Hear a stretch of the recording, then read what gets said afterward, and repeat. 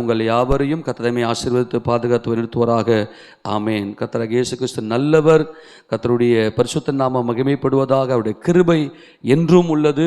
நாம் கர்த்தருடைய வசனத்தை நாம் தியானம் செய்ய போகிறோம். எல்லாரும் தேவ பிரசன்னத்தில் பரிசுத்த ஆவியானுடைய துணையோடு கூட நம்ம எல்லாரும் சத்தியத்தை தியானம் செய்வோம். 51வது சங்கீதத்தில் 51ஆம் சங்கீதம் அதில் 16, 17, 18 வசனங்களை நாம் வாசிக்கலாம். பலியை நீர் விரும்புகிறதில்லை, விரும்பினால் செலுத்துவேன். தகன பலிகளையும் உமக்கு பிரியமானதல்ல. தேவனுக்கேற்கும் பலிகள் நொறுங்குண்ட ஆவிதான். தேவனே, நொறுங்குண்டதும் நறுங்குண்டதுமான இருதயத்தை நீர் புறக்கணீர். சீயோனுக்கு உமது பிரியத்தின்படி நன்மை செய்யும். எருசலேமின் மதில்களை கட்டுவீராக. 19 வாசிங்க. அப்பொழுது தகன பலியும் சர்வாங்க தகன பலியும் ஆகிய நீதியின் பலிகளில் பிரியப்படுவீர்.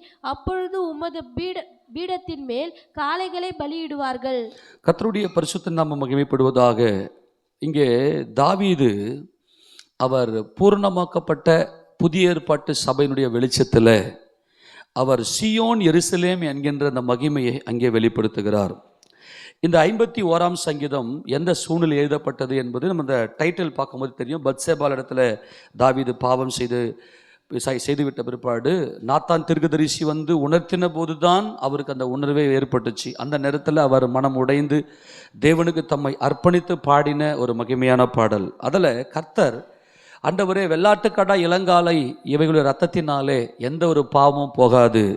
ஆண்டவரே, நீர் பலியை விரும்பவில்லை, விரும்பினால் அதை செலுத்துவேன். தகன பலியும் உமக்கு பிரியமானது இல்லை ஆண்டவர். ஏன்னா பிரதானமான பலி தகன பலி, சர்வாங்க தகன பலி. ஆனால் தேவனுக்கு ஏற்கும் பலி எது அப்படின்னா நொறுங்குண்ட ஆவிதான். ஆமென் சொல்லுங்க பார்க்கலாம். நொறுங்குண்ட ஆவி. என்ன நொறுங்குண்ட ஆவி? தேவன் எப்படிப்பட்ட ஆவி, எந்த பலியில அவர் விரும்புகிறார்? என்ன எது பலி அப்படின்னு சொன்னாக்கா நொறுங்குண்ட ஆவி. 17ஆம் வசனம் சொல்றார் இல்லையா, தேவனுக்கு ஏற்கும் பலிகள் எப்படிப்பட்ட பலியா? நொறுங்குண்ட ஆவிதான். தேவனே, நொறுங்குண்டதும் நறுங்குண்டதுமான இருதயத்தை நீர் புறக்கணீர். அப்போ தேவன் வந்து ஆவியா இருக்கிறார். மனுஷன் யார் அப்படின்னா ஆவிதான் மனுஷன். இந்த ஆவியில அவனுக்கு தேவன் சுயாதீன சித்தத்தை கொடுத்திருக்கிறார். மனிதன் பாவத்தில் விழுந்து விட்டான். ஆனால் தேவன், ஆதாமே நீ எங்கே இருக்கிறாய் என்று கேட்டு அவனை அணைக்கிற, அவனுக்கு சமாதானத்தை கொடுக்கிற, அவனுக்கு இளைப்பாறுதலை கொடுக்கக்கூடிய அந்த தருணத்தில் தான் நமது கர்த்தராகிய இயேசு கிறிஸ்து நம்மை அழைக்கிறார். அவன் செய்த பாவத்துக்காக அவன் நொறுங்குண்டு, தன் பாவங்களை மறைக்கிறவன் வாழ்வடைய மாட்டான், அவைகளை அறிக்கை செய்து விட்டு விடுகிறவனோ இரக்கம் பெறுவான். பாவத்துக்காக மனஸ்தாபப்படுகிற அந்த ஒரு அனுபவம் தான் இந்த நொறுங்குண்ட ஆவி. இந்த மனுஷன் என்ன செய்யணும் அப்படின்னா, அது வந்து பலி என்று கர்த்தர் சொல்றாரு.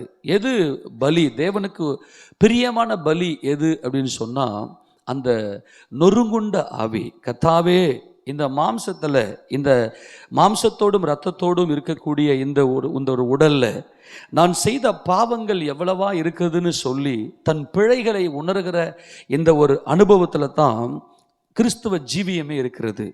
அப்போ அதுதான் சீயோன், அதுதான் எருசலேம். புதிய ஏற்பாட்டு காலத்தில் வந்திருக்கிற நாம் சீயோன் எருசலேம் என்கின்ற சபைக்குள்ளே அங்கமாக இருக்கிறோம். இது யார் அப்படின்னா இருதயத்தில் குத்தப்பட்டவர்கள், நொறுங்குண்டதும் நறுங்குண்டதுமான அந்த இருதயத்தில் குத்தப்பட்டவர்கள். ஆண்டவரே, நாங்கள் தேவனுக்கு விரோதமாய் தேவனை அறியாத காலத்தில் நாங்கள் எவ்வளவு பெரிய பாவங்களை செய்திருக்கிறோம் அப்படின்னு சொல்லி உணர்ந்து வரக்கூடிய அந்த உணர்வு உள்ளவர்களுக்கு எல்லா விதமான ஆறுதலையும் அவர் நமக்கு கொடுக்கிறார். ஆமென் சொல்லாமா? அதை நல்லா புரிந்து கொள்ளுங்க. நாம் அனுபவிக்கிற எல்லா துன்பத்துக்கும் காரணம் யாருன்னா வெளியிலிருந்து யாருமே அதுக்கு பொறுப்பாக காண்பிக்க கூடாது. ஒரு மனிதனுடைய ஆவி தேவனுக்கு பிரியமாக இருக்குமே ஆனால் அந்த மனிதனுக்கு தேவனே சகலவிதமான ஆறுதலாக இருக்கிறார். அப்போ சீயோனுக்கு உமது பிரியத்தின்படி நன்மை செய்யும். சீயோனுக்கு நன்மை செய்யுங்க ஆண்டவரே, எருசலேமின் மதில்களை கட்டுவீராக. இந்த எருசலேமினுடைய மதில் என்பது பூர்ணமாக்கப்பட்ட புதிய ஏற்பாட்டு சபை. அது வந்து பரிபூர்ணமான உபதேசத்தினுடைய வெளிப்பாடுகள். அதுதான் எருசலேமுடைய மதில். பூர்ணமான உபதேசம், அந்த உபதேசத்தினுடைய வெளிப்பாடுகள். அதுதான் வந்து எருசலேமுடைய மதில்களாக இருக்கிறது. அப்போ சீயோனுக்கு உமது பிரியத்தின்படி நன்மை செய்யும் என்று கர்த்தர் இங்கே சொல்லுகிறார்.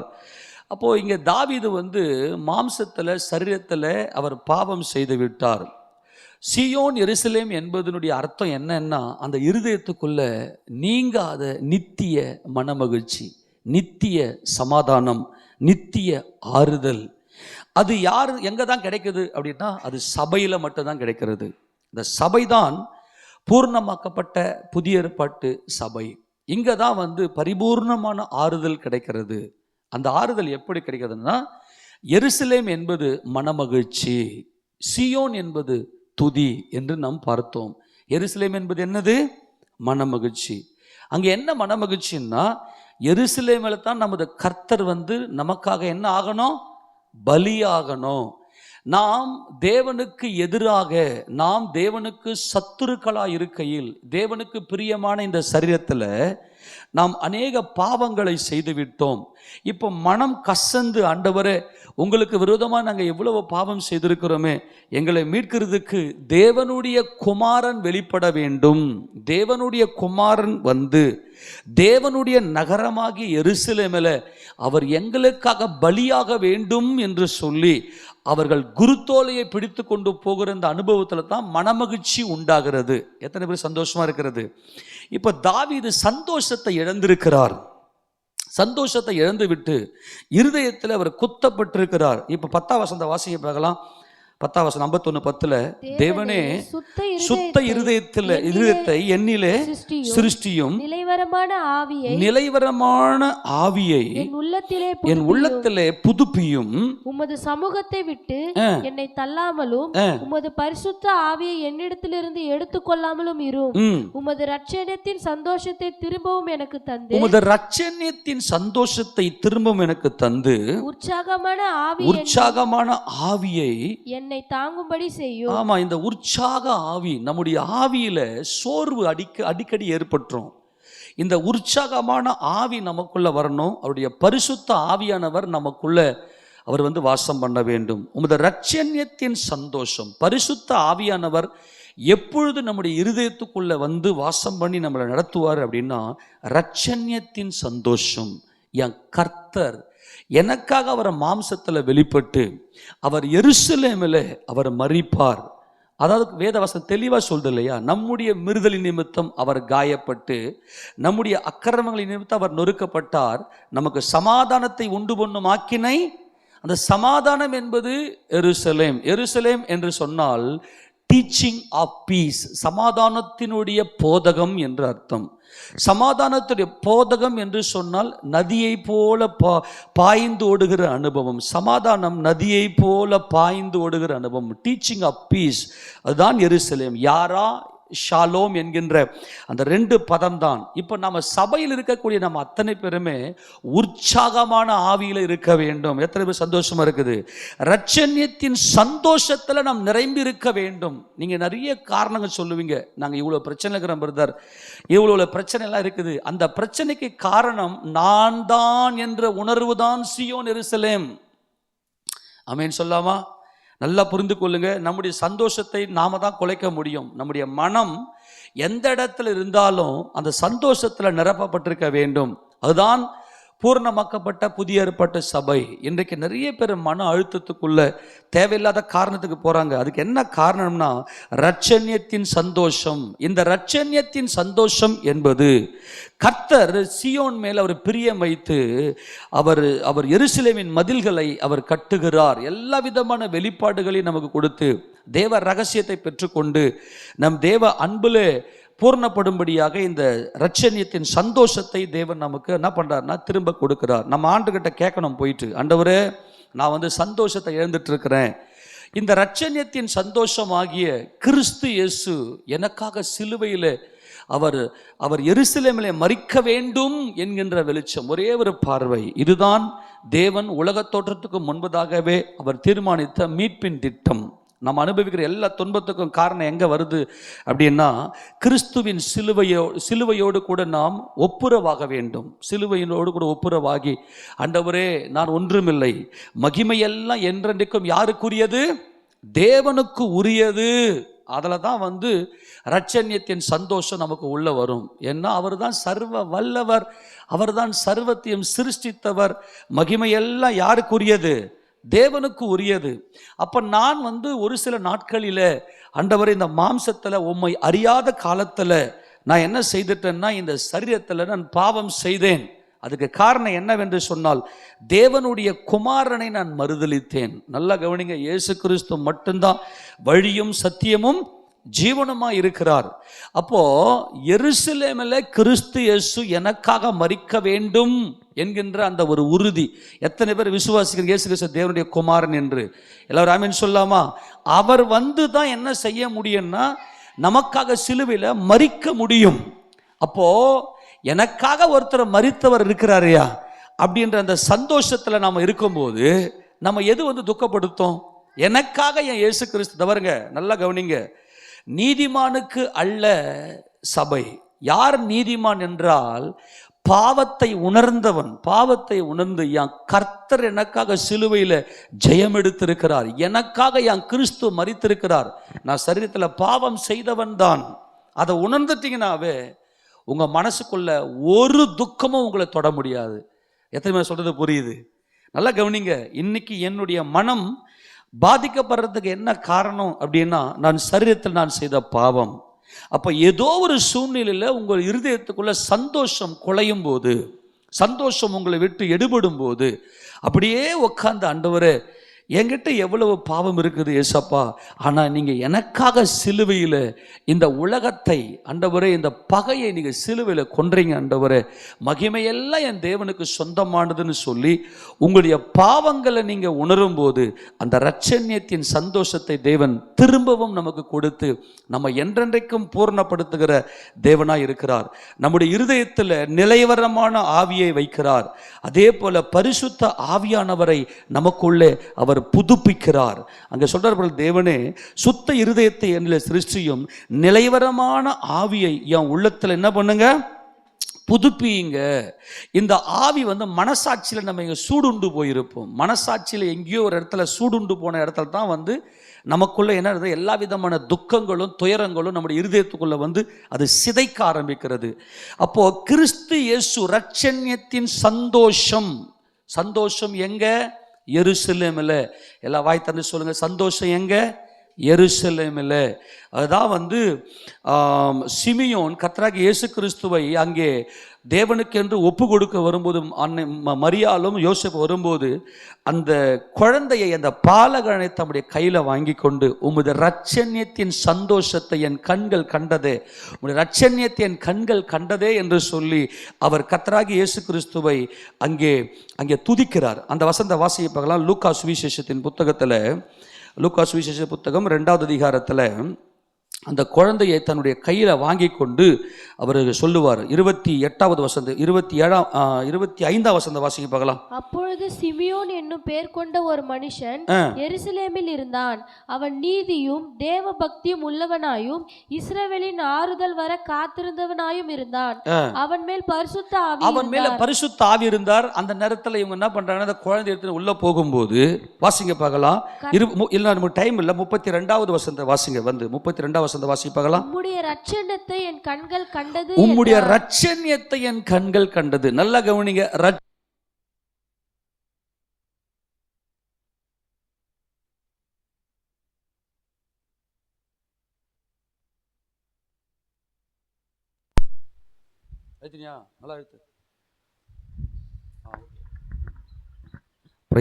நல்லா கவனிங்க. உம்முடைய இரட்சண்யத்தின் சந்தோஷத்தை எனக்கு திரும்பவும் தந்த இரட்சண்யம். நல்லா கவனிங்க, இதுதான் வந்து சீயோன் எருசலேம். இயேசு கிறிஸ்து என் இரட்சகர். அல்லேலூயா சொல்லுங்க பார்க்கலாம். இயேசு கிறிஸ்து யாரு? என்னுடைய இரட்சகர். அவர்தான் எனக்காக எருசலேமில் தம்மை பலியாக்கினவர். ஏன்னா அவர் மாம்சத்தில் வெளிப்பட்டு, அவர் உலகத்தில் வெளிப்பட்டு எனக்காக இயேசு கிறிஸ்து சிலுவையில் மரத்தில் தூக்கப்பட்டார். அதுதான் இந்த இரட்சண்யத்தின் சந்தோஷத்தை எனக்கு திரும்ப தாங்க. நம்முடைய ஆவியில் சந்தோஷம் குலையும் போது, நம்முடைய ஆவியில் முறிவு ஏற்படும் போது, இந்த ஆவி எப்படி முறியும்லாம் நம்ம பலமுறை பார்த்துருக்குறோம். நீதிமொழிகள் புத்தகத்தில் நம்ம வாசிக்கிறோம் இல்லையா? முறிந்த ஆவியை யாரால தாங்கக்கூடும்? மனிதனுடைய பலவீனத்தை அவன் ஆவி தாங்கும், ஆனால் முறிந்த ஆவியை யாரால் தாங்கக்கூடும்? நம்முடைய ஆவி முறியும் போது, மனதில் சோர்வு ஏற்படும் போது இரட்சண்யத்தை நோக்கி பாருங்கள். ஆமென் சொல்லுங்க பார்க்கலாம். நமது இரட்சண்யத்தின் சந்தோஷமாகிய இயேசு கிறிஸ்து எனக்காக சிலுவையில் மரித்தார் என்பது எப்படிப்பட்ட சந்தோஷம்! ஆமேனா? அவருடைய அன்பினாலே நமக்குள்ள வந்து அவர் இந்த சியோன் எருசலேம் என்கின்ற அந்த மகிமைக்குள்ள நம்ம கொண்டு வருகிறார். அப்போ நமக்குள்ள துதி பிறக்கும். அந்த துதி பிறத்தல் என்பதுதான் சியோனின் மகிமை. என் கர்த்தர் என்றென்றைக்கும் ராஜாதி ராஜாவாக ஆளுகை செய்கிறார், அவர் என்னை போஷித்து என்னை பாதுகாத்து பராமரிக்கிறார் என்பதுதான் சியோனின் மகிமை. புரிஞ்சு போச்சா இல்லையா? அப்போ சியோனிலே துதி உண்டாகிறது, சியோனிலே தான் மங்கள கீதங்கள், அதெல்லாம் நம்ம பார்த்தோம். இது நல்லா புரிந்து கொள்ள வேண்டும். இது நல்லா நம்ம அனுபவத்தில் இருந்தால் தான் சியோன் எருசலேம் என்கின்ற இந்த புதிய ஏற்பாட்டு சபை, இதுதான் சபையினுடைய மீட்பின் திட்டம். ஏதோ எந்த இடத்துல மறுபடியும் உங்களுக்கு ஞாபகப்பட்டு சொல்கிறேன், சபையில் தான் இப்போ அதிகமாக புலம்பலே ஆரம்பிச்சிருச்சு. எல்லாருமே குறை சொல்லி அவங்க வந்து என் ஆவியை நொறுக்கிட்டாங்க. அப்படி அல்ல அன்பானவர்களே, நாம் தேவனுக்கு சத்துருவா இருக்கிறதுனால தான் நம்முடைய இருதயம் நொறுங்குது. எல்லாரும் ஆமென் சொல்லாமா? நான் சொல்றது புரிஞ்சுக்க முடியுதா? நம்முடைய ஆவி நொறுங்குறதுக்கான காரணம் என்ன அப்படின்னா, நாம் தேவனுக்கு எதிராக பலியாக வேண்டிய இந்த சரீரத்தில் நம்ம என்ன பண்ணுவோம்னாக்கா, துதியை பாடி இந்த சரீரத்தில் துதியை பாடிடுவோம். பலியாக வேண்டியது சரீரம், துதியை பாடிடுவோம். நமக்கு இந்த சரீரத்துக்கு பெருமை சேர்த்துருவோம். அந்த நேரத்தில் தான் நமக்கு என்ன நடக்கும் அப்படின்னா, நம்முடைய மாம்சத்துக்கு மகிமையை சேர்த்துருவோம். நல்லா புரிஞ்சுக்கங்க. சந்தோஷத்தையும் மனமகிழ்ச்சியும் நமக்கு தேவன் கொடுக்கிறார். அந்த நேரத்தில் நம்ம சரியாக உணர்ந்து கொண்டு, அப்போ இங்கே தாவீது என்ன செய்கிறாருன்னா, தேவனுக்கு ஜீவபலியாக ஒப்பு கொடுத்த தாவீது ஒரு ஸ்டேஜில் இந்த பாவத்தில் விழுந்து விட்டு இந்த சரீரத்தினுடைய துதியை பாடுகிறார். இந்த சரீரத்துடைய இச்சையை அவர் விரும்பி விட்டார். அதனால் அவர் பாவத்தில் விழுந்து விட்டார். அப்போ நல்லா உணர்ந்து கொள்ளுகிறார், ஆண்டவரே நீங்கள் மட்டும்தான் இந்த எருசலேமை கட்ட முடியும், சீயோனை கட்ட முடியும், நீங்கள் வந்து எனக்காக சிலுவையில் பலியாகணும்னு சொல்லி. அதான் 102 சங்கீதத்தில் வாசிக்கும் போது, கர்த்தர் தான் சீயோனை கட்ட முடியும், சீயோனில் தான் எருசலேமில் தான் மனமகிழ்ச்சியும் துதியும் உண்டாகிறது. 102 சங்கீதம் அங்கே 15 வசனத்தை வாசிக்கலாம். கர்த்தர் சியோனை கட்டி தமது மகிமையில் வெளிப்படுவார். ஆமென் சொல்லாமா? அப்போ தேவன் என்ன செய்றார்னா, இந்த சியோனில் தான் இந்த மகிமையை வெளிப்படுத்தி அவர் தான் கட்டுகிறார். அப்போ என்னுடைய இருதயத்துக்குள்ள மனமகிழ்ச்சியையும் தேவனை துதிக்கிற அந்த துதியும், இதுதான் சியோன் எருசலேம். அது நொறுங்குண்ட ஆவியில தான் இருக்கிறது. எங்கே நொறுங்குள்றோம்? ஆண்டவரே, இந்த சரீரத்தில் மற்றவர்களை, என் சகோதரர்களை நான் எவ்வளவு குற்றப்படுத்தியிருக்கிறேன் ஆண்டவரே, அந்த ஒரு உணர்வு நமக்குள்ள வர வேண்டும். என்னுடைய மாம்சத்தினுடைய சுகத்துக்காக என் சகோதரர்களை நான் எப்படியெல்லாம் இதை செய்தேன் ஆண்டவரேன்னு சொல்லி நம்ம தேவ சமூகத்தில் நம்ம ஒப்பு கொடுத்து நொறுங்குண்டு அந்த இருதயத்தில் வரும்போது கர்த்தர் நமக்கு இறங்கி நமக்கு எல்லா விதமான ஆறுதலையும் அவர் கொடுக்கிறார். ஆறுதல், இந்த சந்தோஷம், இந்த சமாதானம் எங்கே அப்படின்னா சபையில் மட்டும்தான் இருக்கிறது. சகரியாவின் புத்தகத்தில், ஆண்டவரே நீர் எவ்வளவு காலம் இந்த சீயோன் மேலே, இந்த எருசலேமின் மேலே நீர் கோபமாக இருப்பீர். நல்லா கவனிக்கணும். இந்த கோபம் இருக்கும்போது தான் நம்முடைய ஆவி நொறுங்குகிறது. சகரியா புத்தகம் 1வது அதிகாரத்தில் அங்கே ஒரு தூதன் போய் கேள்வி கேட்கிறார். 12 வாசிக்க பார்க்கலாம். அப்பொழுது கர்த்தருடைய தூதன் மறுமொழியாக, சேனைகளின் கர்த்தாவே, இந்த 70 வருஷமாய் நீர் கோபம் கொண்டிருக்கிற எருசலேமின் மேலும் யூதா பட்டணங்களின் மேலும் எந்த மட்டும் இறங்காதிருப்பீர் என்று சொல்ல. நல்லா கவனிக்கணும். எருசலேமின் மேலும் அவர் சியோன் மேலும் அவர் இரக்கம் கொள்ளுகிற தேவன். அவருடைய இரக்கமுள்ள அந்த நாமம் கர்த்தர். கர்த்தர் இரக்கமும் கிருபையும் தயவும் சமாதானமும் நீடிய பொறுமையும் சாந்தமும், பிதாக்கள் செய்த அக்கிரமத்தை பிள்ளைகளிடத்தில் 3ஆம் 4ஆம் தலைவர் மட்டும் விசாரிக்கிறவர் என்கின்ற அந்த இரக்கமுள்ள அந்த நாமம் சபையில் மாத்திரம்தான் இருக்கிறது. ஆனால் இன்றைக்கு தேவ கோபம் இருக்கிறது. தேவ கோபம்னா என்ன? சாபம். சாபம் தான் தேவ கோபம். ஏன் ஆண்டவரை இன்னைக்கு இந்த ஜனங்க மேலே இவ்வளோ கோபமாக இருக்கிறீர்? அப்போ என்ன அர்த்தம்? ஏன் ஆண்டவரை இவங்க மனமகிழ்ச்சி இழந்துட்டு இருக்கிறாங்க? சில பேரை பார்த்தோன்னா எப்போ பார்த்தாலும் ஒரே சோகம், மனசெல்லாம் உள்ள உடஞ்சி போயிருக்கு. ஏன் ஆண்டவர் அவங்க மேலே இறங்கலை அப்படின்னு சொல்லி இங்கே ஒரு கேள்வி வருகிறது. ஏன் ஆண்டவர் இவங்க சந்தோஷத்தை தொலைச்சிட்டு இருக்கிறாங்க? ஒருவேளை இன்னைக்கு நீங்கள் சந்தோஷத்தை தொலைச்சிட்டு, ஒருவேளை நீங்கள் இன்னைக்கு எங்கேயோ ஒரு இடத்துல மனசில் ஒரு இளைப்பாறுதல் இல்லாமல் உள்ளம் உடைக்கப்பட்டவர்களாக இருக்கலாம். ஆனால் கர்த்தர் கொடுக்கிற ஒரு மகிமை, அவர் உங்கள் மேலே இரக்கமாக இருக்கிறார். ஆமேன் சொல்லாமா? நல்லா ஒரு ஆமேன் சொல்லாமா? 13ஆம் வசனத்துல, அப்பொழுது கர்த்தர் என்னோட பேசின தூதனுக்கு நல் வார்த்தைகளையும் ஆறுதலான வார்த்தைகளையும் பிரதியுத்தரமாக, நல்ல வார்த்தையை என்னோட பேசி, என் கூட நல்ல வார்த்தையை கர்த்தர் பேசுகிறார். மனிதர்கள் எல்லாரும் என்ன எப்படிப்பட்டவங்கன்னா, அவங்க பலவீனமானவங்க. அவங்க பேசுகிற வார்த்தைகள்னால உங்கள் மனம் உடைகிறது என்று சொன்னால், அவங்கெல்லாம் என் மனசை உடைச்சிட்டாங்க, அவங்கெல்லாம் என்னை வந்து என் இருதயத்தை காயப்படுத்திட்டாங்க. இதுதான் மனிதனுடைய இயல்பு. ஆனால் நல்ல வார்த்தைகளையும் ஆறுதலான வார்த்தைகளையும் பேசுகிற என் கர்த்தரோடு நான் பேச வேண்டும். அல்லேலூயா! அவர் இரட்சண்யத்தின் சந்தோஷத்தை எனக்கு கொடுக்கிறவர். என் கர்த்தர் இரட்சண்ய கர்த்தர்.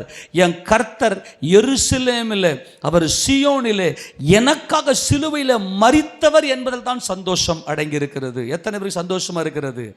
என் கூட நல்ல வார்த்தைகளையும் ஆறுதலான வார்த்தைகளையும் பேசுகிற என் கர்த்தர் எனக்கு இருக்கிறார். அப்படி என் கர்த்தர் எனக்காக இருப்பாரே ஆனால், நான் என் சகோதரனுக்காக நான் பலியாவேன். அந்த சகோதரனுக்காக பலியாகிற அன்புல தான் துதி இருக்கிறது. அதுதான் துதி. எல்லாரும் ஆமென் சொல்லாமா?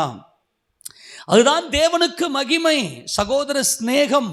நீ காண்கிற உன் சகோதரனிடத்தில் அன்பு கூறாவிட்டால், காணாதிருக்கிற உன் சகோதரனிடத்தில் எப்படி நீ அன்பு கூறுவாய்? இன்னைக்கு கணவன் மேலே இன்னைக்கு குற்றங்களை குறைகளை அடுக்கிற மனைவிகள், மனைவி மேலே குறைகளை குற்றங்களை அடுக்குகிற கணவன்மார்கள், இன்னைக்கு பிள்ளைகள் மேலே குறைகள் குற்றங்கள், அதே மாதிரி பெற்றோர் மேலே குறைகள் குற்றங்கள். இதுதான் வந்து தேவனுக்கு விரோதமான பகை. நீ என்னைக்கு ஒரு மனுஷன் மேலே நீ கை நீட்டி நீ என்னை இப்படி காயப்படுத்திட்ட, நீ என்னை இப்படி பண்ணுறேன்னு சொல்கிறியோ, அன்னைக்கு நீ தேவனுக்கு சத்துரு. தேவனுடைய சாயலில் படைக்கப்பட்ட மனுஷனை நீ தூஷிக்கிற, அதே வகையில் தேவனை நீ என்ன பண்ணுற? ஆராதிக்கிறன்னு சொல்கிறாரு. அப்போது எந்த இடத்துல தேவனுடைய கோபம் நம்ம மேலே இருக்குது அப்படின்னு சொன்னால், கொலைபாதகத்தின் ஆவி, இரத்த கரை படிந்த கை அப்படின்னு சொல்கிறார் கர்த்தர். இரத்த கரை படிந்த நகரத்துக்கு ஐயோ என்று எருசலேமை குறித்து சொல்கிறாரு. நீங்கள் எரேமியா தீர்க்கதரிசியின் புத்தகத்தை நீங்கள் வாசித்தீங்கன்னா, முழுக்க அங்கே சொல்கிற காரியம் எல்லாமே எரேமியா கிட்ட என்னென்னா, இரத்த கரை இருக்குதுடா உங்கள் கையில், இரத்த கரை படிந்த நகரத்துக்கு ஐயோ என்று சொல்லி தான் கர்த்தர் சொல்லிக்கொண்டே இருப்பார். நீங்கள் எடுத்து வாசிங்க பார்க்கலாம். எரேமியா தீர்க்கதரிசியின் புத்தகத்தில், எரேமியா தீர்க்கதரிசியின் புத்தகம் முதல்ல எங்கே தெரியுமா வாசிக்கணும்? 4வது அதிகாரம் திருப்பி கொள்ளுங்க பார்க்கலாம். 4ஆம் அதிகாரம் அதில் 14ஆம் வசனத்தை வாசிங்க. 4:14. எருசலேமே, நீ ரட்சிக்கப்படும்படிக்கு உன் இருதயத்தை பொல்லாப்பற கழுவு. எந்த மட்டும் அக்கிரம நினைவுகள் உன் உள்ளத்தில் தங்கும். 18ஆம் வசனத்தை வாசிக்க பார்க்கலாம். உன் நடக்கையும் உன் கிரியைகளுமே இவைகளை உனக்கு நேரிட பண்ணின. நல்லா கவனிங்க. உன் நடக்கையும் உன் கிரியையும் தான் இவைகள்லாம் உனக்கு நேரிட பண்ணுச்சு.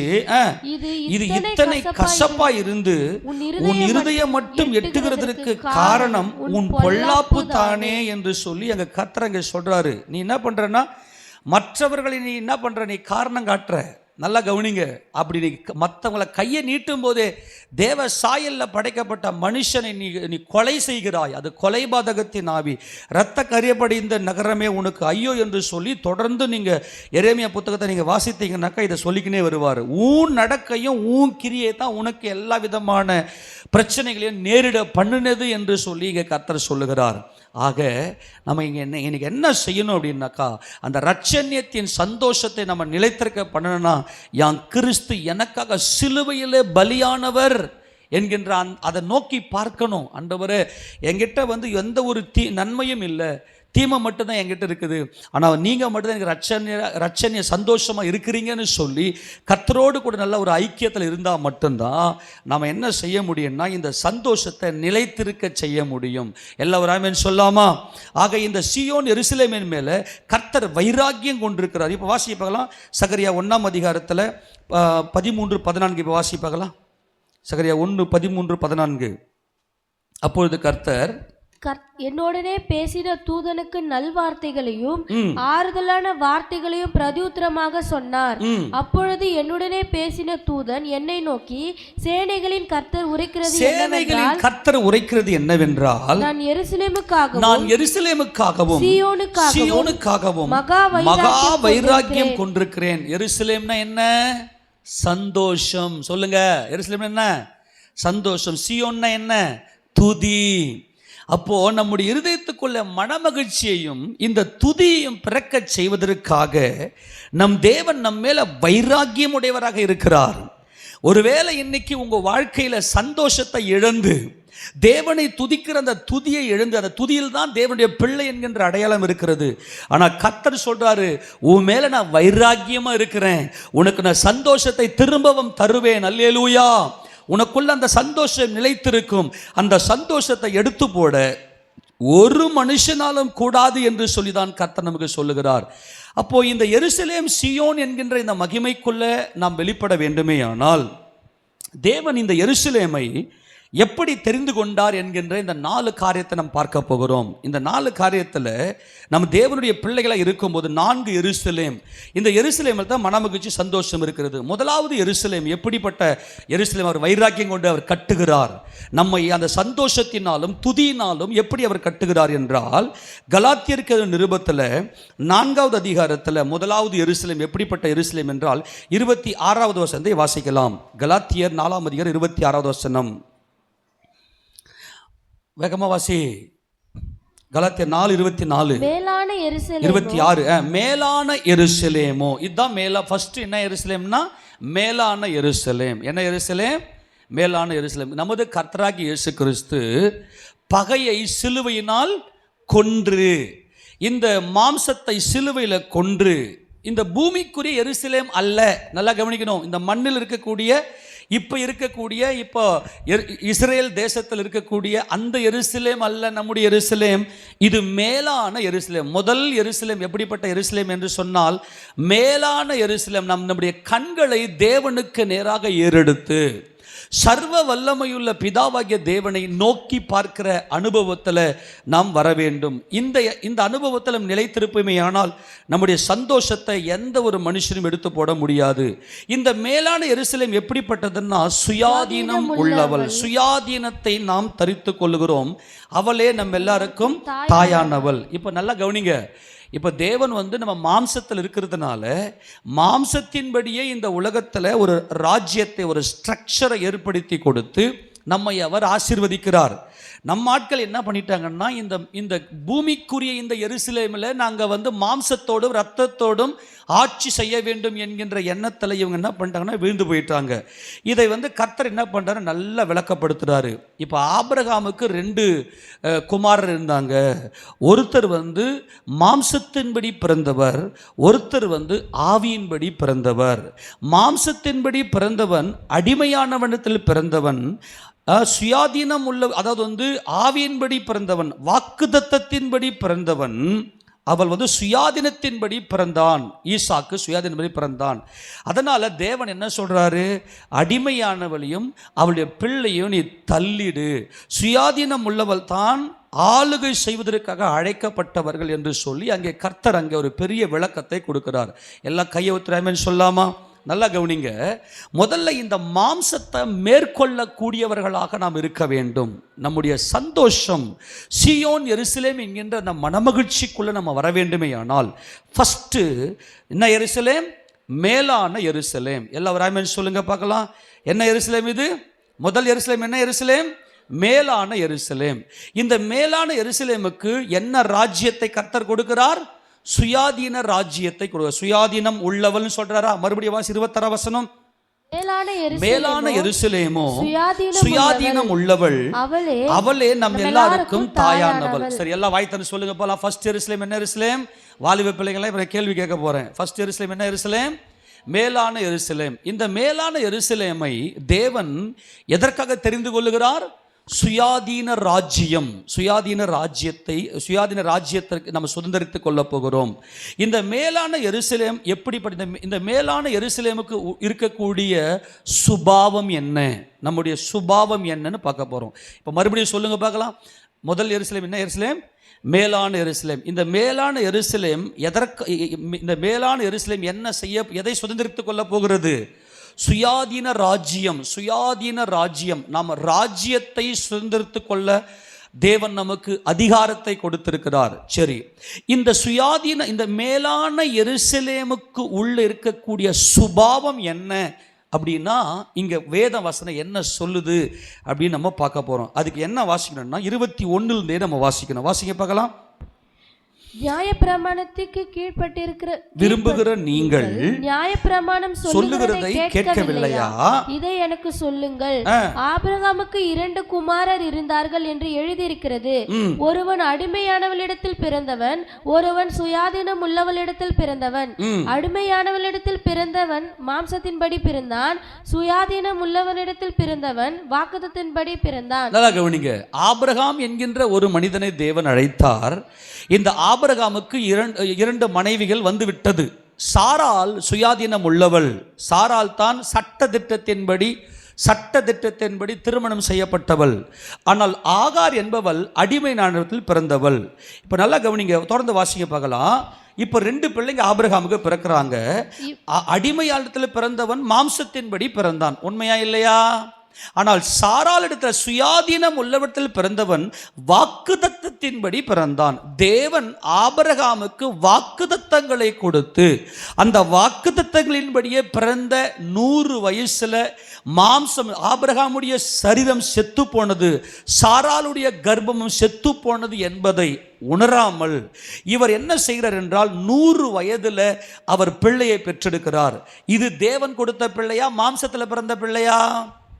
தேவன் கொடுத்த பிள்ளை. எல்லாம் கையை வைத்து ராமின்னு சொல்லாமா? நல்லா கவனிங்க பார்க்கலாம். இது 3ஆம் அதிகாரம் அல்ல, ரோமருக்கு நிருபத்தில் தான் ஆபிரகாம் என்ன செய்கிறாருன்னா, அவர் சாராளுடைய தன்னுடைய மாம்சம் செத்து போனதையும் சாராளுடைய கர்ப்பம் செத்து போனதையும் அவர் என்ன பண்ணலனாக்கா, அவர் அறியாமல் உணராமல் அவர் வாக்குத்தத்தம் பண்ணினவர் உண்மையுள்ளவர் என்று சொல்லி அந்த கர்ப்பத்தை, அந்த பிள்ளையை பெற்றெடுப்பதற்கு ஆபிரகாம் விசுவாசத்தினாலே பலன் கொண்டார் என்று பார்க்கிறோம். வாசிக்க பார்க்கலாம் 4வது அதிகாரம். அங்கே ரோமருக்கு நிருபம் 4வது அதிகாரத்தில் 19வது வசனம் வாசிக்க பார்க்கலாம். இல்லைனா 18 வாசிங்க. உன் சந்ததி இவ்வளவா இருக்கும் என்று சொல்லப்பட்டபடியே தான் அநேக ஜாதிகளுக்கு தகப்பன் ஆவதை நம்புவதற்கு ஏதுவில்லாதிருந்தும் அதை நம்பிக்கையோடு விசுவாசித்தான்.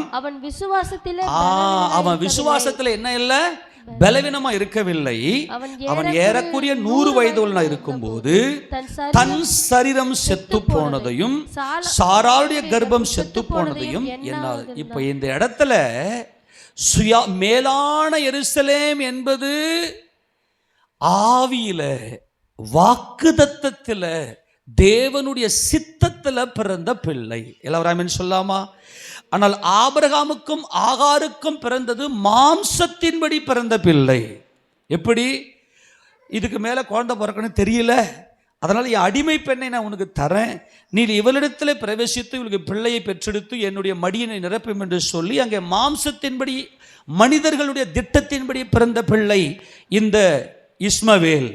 ஆனால் ஈசாக்கு வாக்குத்தத்தத்தின்படி பிறந்த பிள்ளை. இது தேவனுடைய பரிசுத்த ஆவியானவரால் அபிஷேகம் பெற்ற, பூர்ணமாக்கப்பட்ட புதிய ஏற்பாட்டு சபையில பரிசுத்த ஆவியினுடைய அக்கினி அபிஷேகத்தை பெற்றவர்களை இது காண்பிக்கிறது. இவர்கள் எப்படிப்பட்ட சந்தோஷத்தில் நிலைத்திருப்பார்கள் என்று சொன்னால், மாம்சத்தை அழிக்கிறவர்கள், மாம்சத்தை சாம்பலாக்குகிறவர்கள். இவருடைய சுபாவம் என்னன்னா, மாம்சத்தில் பாடுபடுகிறவர்கள். இந்த மேலான எருசலேமினுடைய சுபாவம் எப்படிப்பட்டதுன்னா, மாம்சத்தில் பாடுபட்டா மட்டும்தான், சகிப்புத்தன்மை, அந்த சகிப்பு தன்மையில தான் உன் சந்தோஷத்தை நிலைத்திருக்க செய்ய முடியும். இதுதான் மேலான எருசலேம். இப்போ மாம்சத்தில் நல்லா கவனிக்க. இப்போ திருப்பி கொள்ளுங்க பார்க்கலாம். கலாத்தியர் புத்தகத்தில் தொடர்ந்து வாசிக்க பார்க்கலாம். 24 வாசிக்க பார்க்கலாம். இவைகள் ஞான அர்த்தம் உள்ளவைகள். அந்த ஸ்திரீகள் 2 ஏற்பாடுகளாம். ஒன்று சீனாய் மலையில் உண்டான ஏற்பாடு, அது அடிமைத்தனத்துக்குள்ளான பிள்ளை பெறுகிறது, அது ஆகார் என்பவள் தானே. இது நியாயப்பிரமாணம். அது என்னதுன்னா, சீனாய் மலையில கர்த்தர் இஸ்ரவேல் ஜனங்களோட மாம்சத்தின்படியான ஒரு உடன்படிக்கை செய்தார். எழுத்தை கொண்டு உடன்படிக்கை செய்தார். ஆமேன் சொல்லாமா? ஆமேனா இல்லையா? எழுத்தை கொண்டு உடன்படிக்கை செய்தார். ஆகார் என்பது அரபி தேசத்தில் உள்ள சீனாய் மலை. அந்த ஆகார் இப்பொழுது இருக்கிற எருசலேமுக்கு சரி. நல்லா கவனிக்கிறீங்களா? ஆகார் என்பது இப்ப இருக்குது இல்லையா, பூமிக்குரிய எருசலேம் இருக்குது இல்லையா, இந்த எருசலேமுக்கு இது ஈக்குவல். நல்லா புரிஞ்சுக்கணும். ஆனால் மேலான எருசலேமோ இவள் தன் பிள்ளைகளோட கூட அடிமைப்பட்டிருக்கிறாளே. யார் அடிமைப்பட்டு? இன்னைக்கு வரைக்கும் இஸ்ரேலுக்குன்னு ஒரு தேசமே இல்லை. ஏன் இல்லை? தேசம் இருக்குது, அவர்களுக்கு ஒரு தலைநகரம். முழு எருசலேமையும் தலைநகரமாக கொண்டு அவர்கள் ஆளுகை செய்ய முடியல.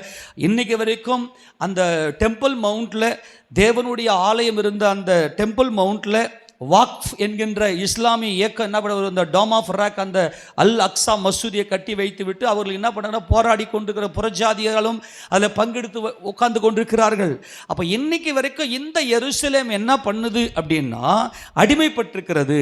ஆனால் 26 வசனம், மேலான எருசலேமோ என்பது அது தேவனுடைய வாக்குத்தத்தத்தின்படியே இருக்கக்கூடிய மகிமையின் எருசலேம். அது நல்லா கவனிக்கணும். மேலான எருசலேமோ சுயாதீனம் உள்ளவள், அவளே நம் எல்லாருக்கும் தாயானவள்.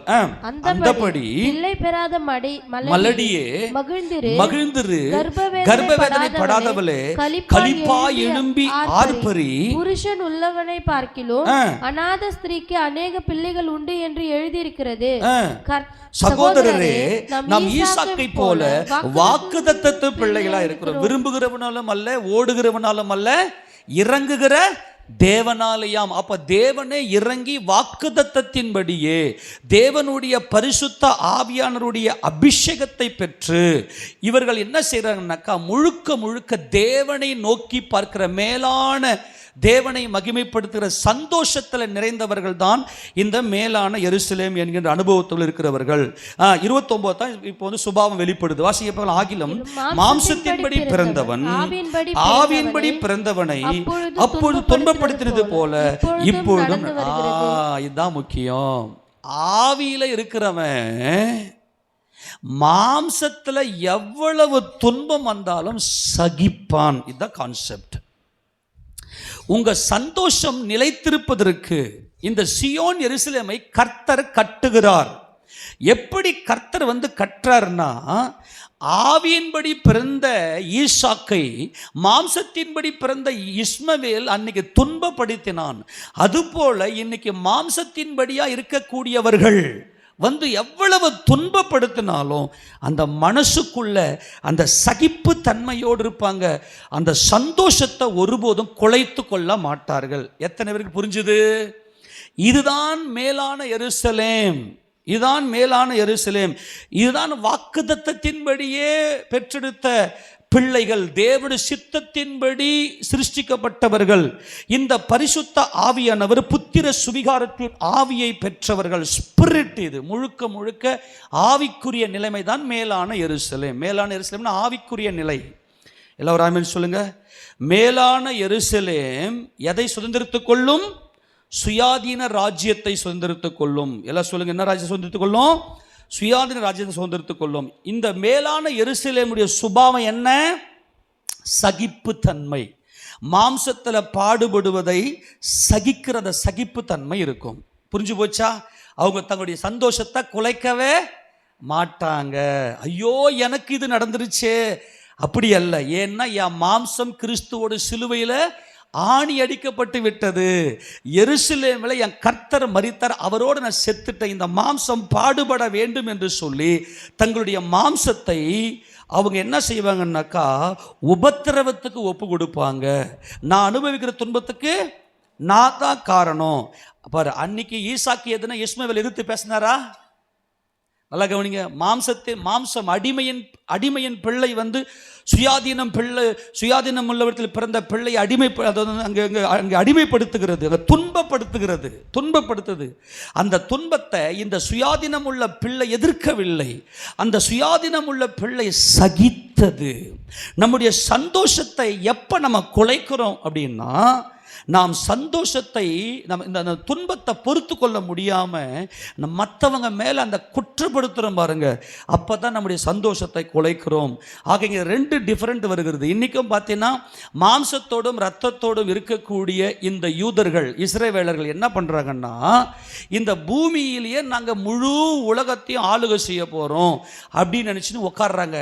மாம்சமும் இரத்தமும் அடிமை, ஆனால் மகிமை அடைந்த கர்த்தர் ஆவி. எத்தனை பேர் டிஃப்ரெண்ட் புரிஞ்சு போச்சு? மகிமை அடைந்த கர்த்தர் தான் இந்த பூமியில வந்து ஆளுகை செய்ய போகிறார். அப்போ இந்த மகிமை மேலான எருசலேம் என்பது ஆவியின் நிலை, புத்திர சுவிகாரத்தின் ஆவியை நாம் பெற்றிருக்கிறோம். சரி, மேலான எருசலேம் எதை சுதந்திரித்துக் கொள்ளும்? சுயாதீன ராஜ்யத்தை சுதந்திரித்துக் கொள்ளும். மேலான எருசலேமுடைய சுபாவம் என்ன? மாம்சத்துல பாடுபடுகிற அனுபவம், துன்பத்தை சகிக்கிற அனுபவம், மாம்சத்துல பாடுபடுகிற அனுபவம். சரி, 2வது எருசலேம் என்ன? எருசலேம் இதனுடைய சுபாவம் என்ன? இங்கே சந்தோஷம் எப்படி நிலைத்திருக்கிறது? எபிரேயர் நிருபம் திருப்பி கொள்ளுங்க. எபிரேயர் நிருபம் 12வது அதிகாரத்தில் அங்கே 22வது வசனத்தை வாசிக்கும் போது, நீங்களோ சீயோன் மலையினிடத்திற்கும் ஜீவனுள்ள தேவனுடைய நகரமாகிய பரம எருசலேம் இடத்திற்கும். என்ன எருசலேம்? பரம எருசலேம். முதல் எருசலேம் என்ன எருசலேம் பார்த்தோம்? அவளுடைய சந்தோஷம் என்னன்னைக்கு நிலைத்திருக்கும். ஆமேனா? அவள் எப்படிப்பட்டவளாக தன் சந்தோஷத்தை நிலைத்திருக்க செய்கிறாள் என்றால், அவளுடைய சுபாவம் என்னன்னா, மாம்சத்தில் அவள் பாடுகளை சகிக்கிறாள். மாம்சத்தில் பாடுகளை சகிக்கிற அனுபவம். இது வந்து பரம எருசலேம். 2வது என்ன எருசலேம்? பரம எருசலேம். இங்கே வசனம் சொல்லுது ஜீவனுள்ள தேவனுடைய நகரம் என்று சொல்லி. ஜீவனுள்ள தேவனுடைய நகரமாகி எருசலேம் என்று சொன்னால் என்ன அர்த்தம்னா, எல்லா நேரத்திலும் அப்பாவை மகிமைப்படுத்துகிற எனக்கு ஒரு தகப்பன் உண்டு, அவர் அன்புள்ளவர், அவருடைய அன்பின் பிரமாணத்துக்கு உட்படுகிறது தான் இந்த பரம எருசலேம். அதாவது என்ன சொல்றனாக்கா, வார்த்தையில வாழ்வது. இந்த வேத வசனத்தில் இந்த பரம எருசலேம் எப்படிப்பட்டது அப்படின்னு சொன்னா, இந்த பரம எருசலேமுடைய சுபாவம் என்ன அப்படின்னு சொன்னா, முழுக்க ஸ்பிரிட்ல நிறைந்த இந்த ஆத்துமா தேவனுடைய குமாரனாக, அவர் ஜீவனுள்ள தேவன், அவரை என்னில் என் தகப்பனை வெளிப்படுத்துகிறேன் என்று சொல்லி அந்த குமாரன் என்கின்ற அனுபவத்துக்குள்ள வருவது தான் இது. உபாகமம் 5ஆம் அதிகாரம் 26வது வசனத்தை வாசிங்களேன். உபாகமம் 5வது அதிகாரம் 26வது வசனம்.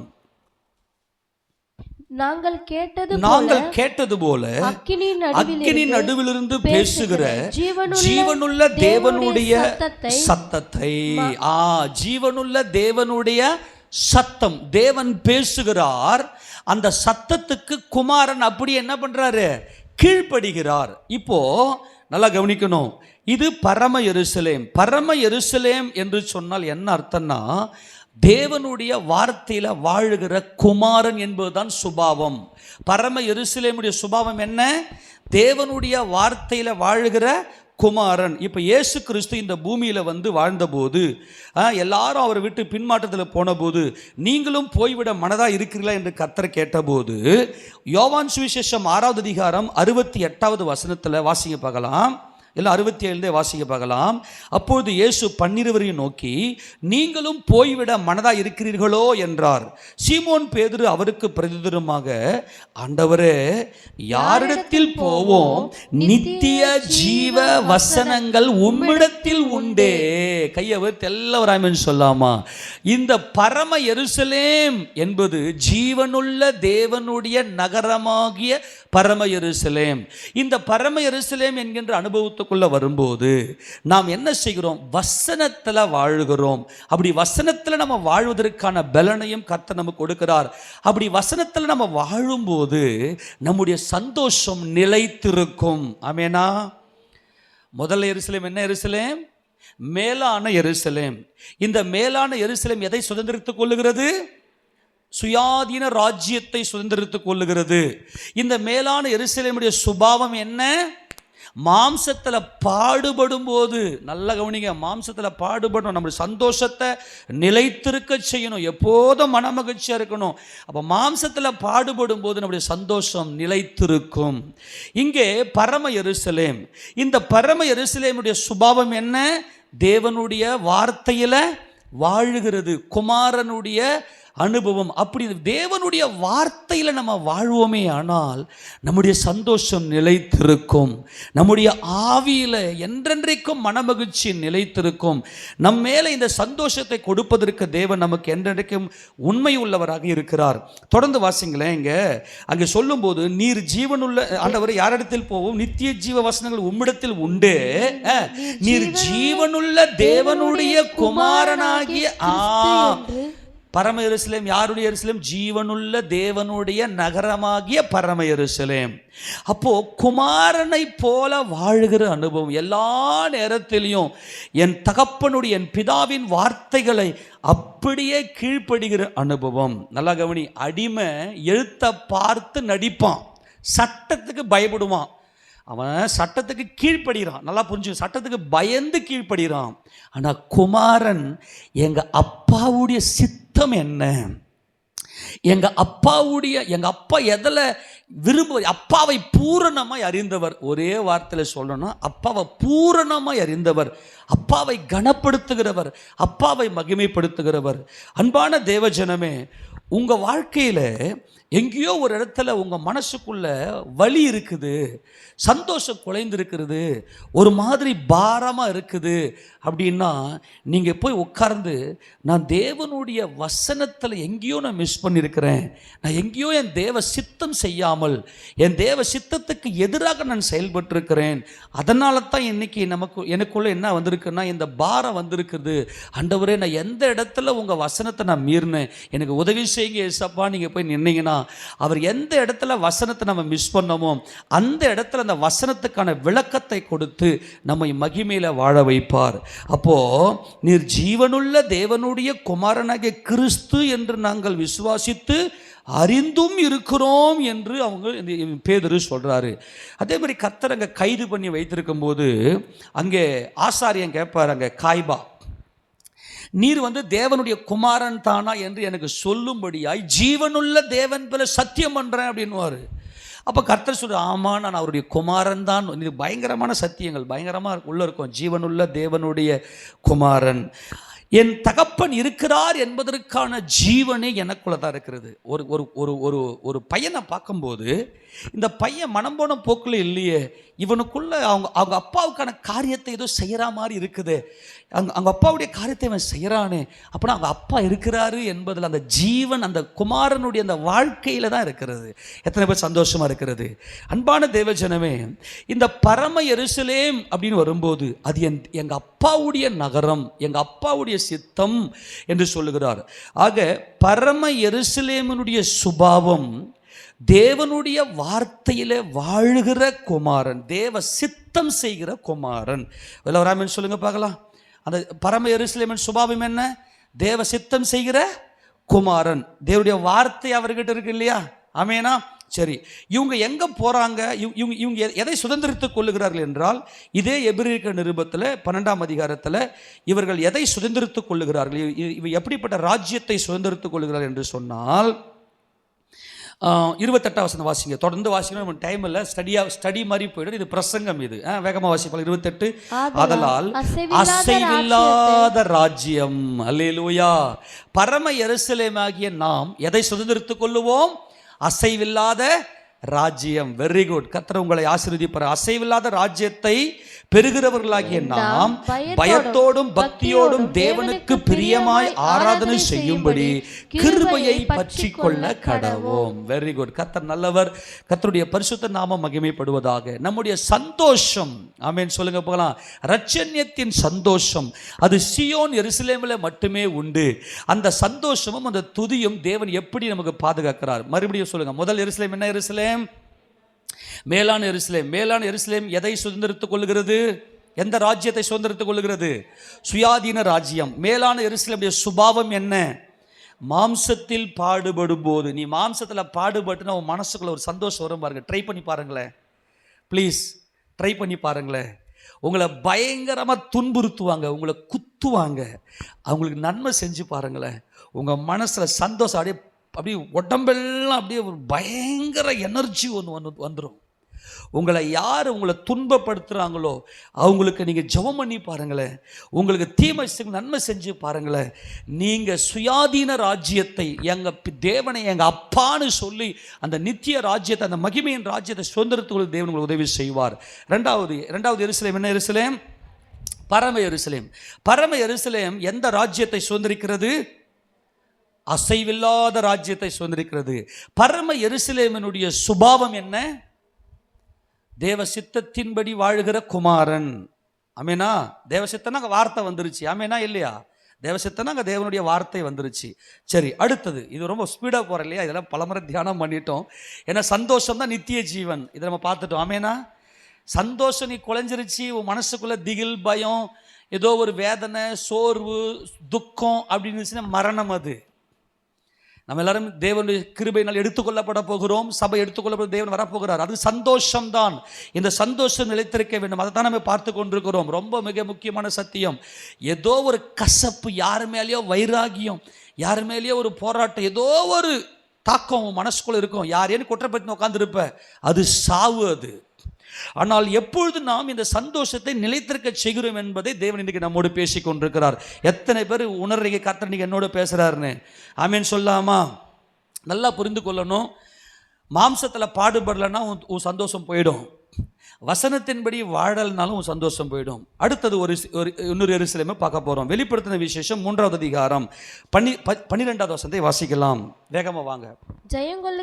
ஜெயங்கொள்ளுகிறவன் எவனோ அவனை என் தேவனுடைய ஆலயத்திலே தூணாக்குவேன். அதினின்று அவன் ஒரு காலம் நீங்குவதில்லை. என் தேவனுடைய நாமத்தையும் என் தேவனால் பரலோகத்திலிருந்து இறங்கி வருகிற புதிய எருசலேமாகிய என் தேவனுடைய நகரத்தின் நாமத்தையும் என் புதிய நாமத்தையும் அவன் மேல் எழுதுவேன். எல்லாரும் ஆமென் சொல்லுங்க. சரி, கவனிங்க. இந்த இடத்துல புதிய எருசலேம், என் தேவனால் பரலோகத்திலிருந்து இறங்கி வருகிற என்ன எருசலேம்? புதிய எருசலேம். இந்த புதிய எருசலேம் என்றாலே ஒரு சிம்பிளாக வச்சுக்கலாம், பழையவைகள் ஒழிந்து போயின, அவள் தான். ஆமென் சொல்லுங்க பார்க்கலாம். பழையவைகள். இது பயங்கரமான ஒரு அனுபவம். என்ன அனுபவம்னா, இந்த புதிய எருசலேமினுடைய சுபாவம் எப்படிப்பட்ட சுபாவம்? இந்த புதிய எருசலேமுடைய சுபாவம் எப்படிப்பட்ட சுபாவம் அப்படின்னா, என் புருஷன், அவ்வளோதான். ஒரு மனைவியானவள், இப்போது ஒரு குமாரன் தன் தகப்பனை மகிமைப்படுத்துகிறான். ஒரு மனைவி யாருக்கு தான் மகிமை? அவ குணசாலியான ஸ்திரீ, தன் புருஷனுக்கு கிரீடமாக இருக்கிற இவள் தான் அந்த புருஷனை வெளிப்படுத்துகிறவள். என் புருஷன் தான் என் தலை தான் அடையாளப்படுத்துறது. ஆமெனா இல்லையா? அப்போ இனி நான் அல்ல, கிறிஸ்துவே எனக்குள் இருக்கிறார். இந்த பேர் மாம்சத்தின்படியான என் பேர் அல்ல, என் புருஷனாகி என் இயேசு கிறிஸ்துவே எனக்கு எல்லாம் என்பதுதான் இந்த புதிய எருசலேமினுடைய சுபாவம். 8வது வசனத்தை வாசிக்கும் போது, உன் கிரியைகளை அறிந்திருக்கிறேன், உனக்கு கொஞ்சம் பலன் இருந்தும் நீ என் நாமத்தை மறுதலியாமல். யார் நாமம்? இந்த மாம்சத்தின்படியான இந்த உலக வாழ்க்கையில் இந்த மாம்சத்துக்கு நிறைய பெருமைகள் உண்டு இல்லையா?